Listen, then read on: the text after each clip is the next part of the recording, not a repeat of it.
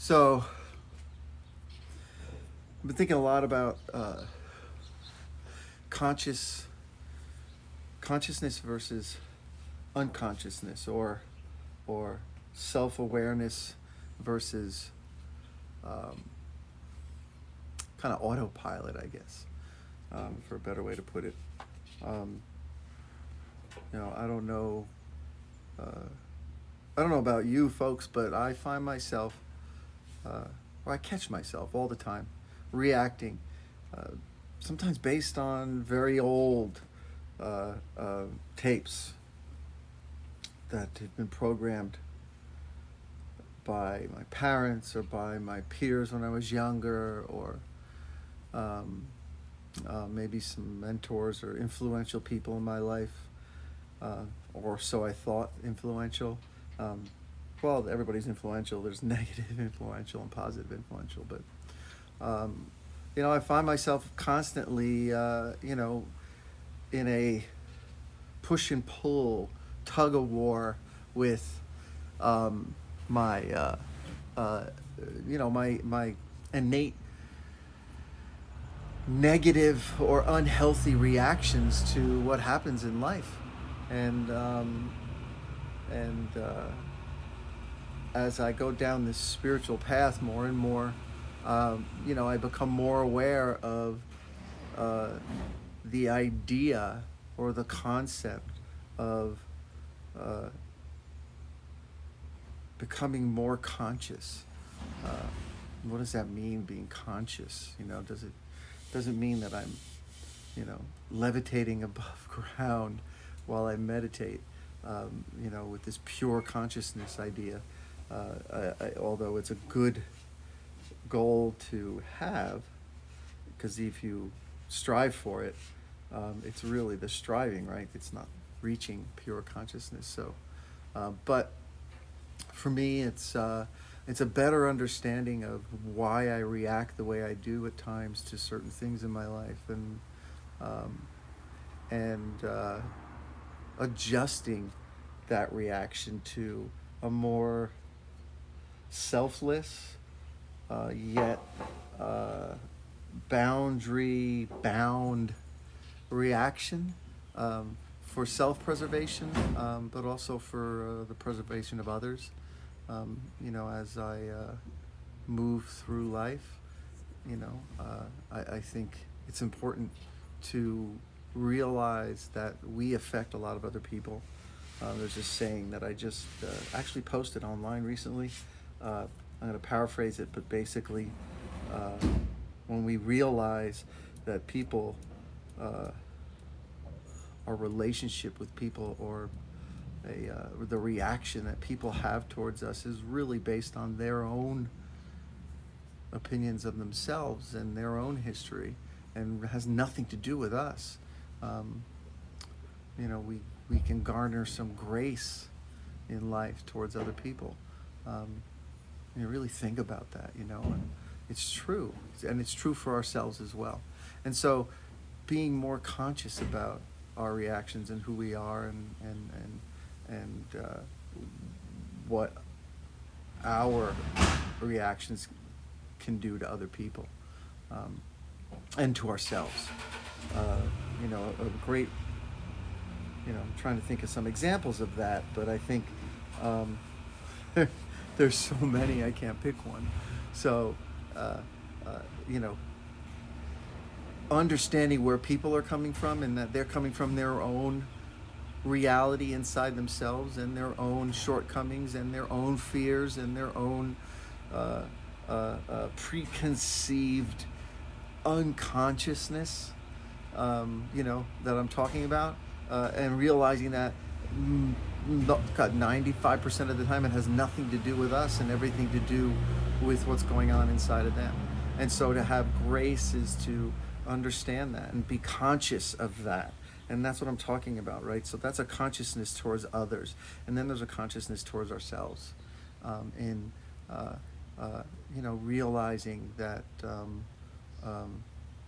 we need to, for instance, start treating ourselves the way we would treat our best friend.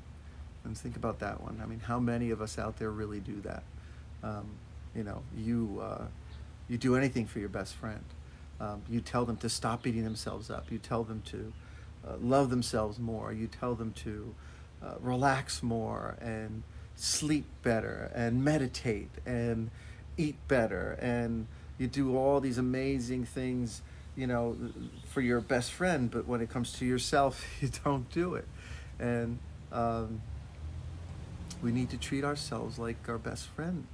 And part of that is to try to be as conscious as possible on a consistent basis, and understanding where other people are coming from. And it's not just other people, it's the world.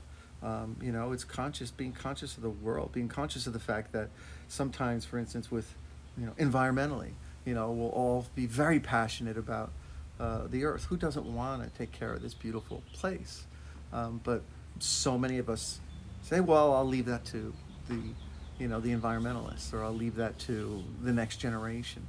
And that's an unconscious reaction. Consciously you realize that no, there's things you can do yourself.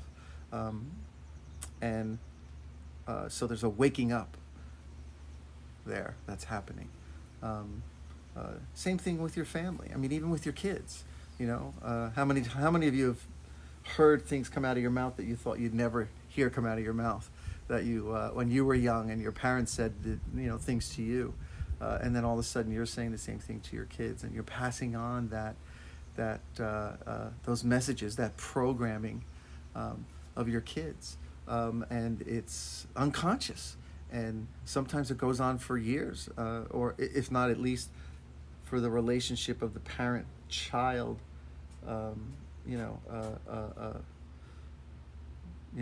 relationship, for the time of that relationship. So being conscious means taking a beat before you say things, because you know that they're going to mean so much to a child. And I think that's a great example, right? Because everything we say and do to our children has an impact on who they're going to be in the future. And so the benefit of being conscious, and having a spiritual foundation to that consciousness,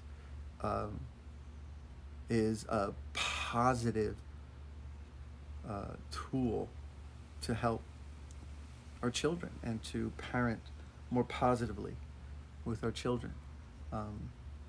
So again, consciousness versus unconsciousness. I'd love to hear your thoughts. Please feel free to put a note in, tell me what you think. Tell me how conscious you think you are, and or how much you're realizing how unconscious you've been in your life. Because what comes with consciousness is I don't want to use the word control, so it's more of an on-purpose attitude, on purpose for who you want to be and what you want to leave behind you in this world. I think people become more conscious sometimes at a later in life, because of our mortality, and we start feeling our mortality more. When you're younger, you feel you're immortal, and so you really don't care as much about things you're doing. And I'm hoping that I'm wrong, because I'm hoping that the next generation can become more conscious at an earlier age, and generations to come being born more conscious as a result of the DNA and the programming that they're passing down from their ancestors, which I think there's a lot to say about, because that's what you're fighting, right? You're not just fighting your youth and what's been programmed there, but you're fighting, ancestors and grandparents and great grandparents and your parents and all of this negativity and all of these things passed down to you, and so it's a struggle. But I think the awareness is important, and I think that's where mindfulness comes in, right? It's being mindful, being aware, taking beats, caring enough to slow down for a minute. In sports, there's a saying that you have more time than you think. We react so fast, and it works in sports, especially in competitive sports like tennis or things where you're competing with other people. Boxing, I think, is one of them as well, where you have more time than you think. And once you start telling yourself that, you'll find yourself with more time to be more accurate with what you're thinking or what you're doing physically and emotionally. So I like that. I like thinking that. And I've seen that work in my life. So, but again, I would love to hear anybody's thoughts on what you think. Consciousness versus unconsciousness, and where are you at in that framework? Where do you lie in between consciousness and unconsciousness? Are you in the middle? Are you a little bit more towards unconscious? Are you feeling like you're getting more conscious in your life? That's it. Have a wonderful day and be well.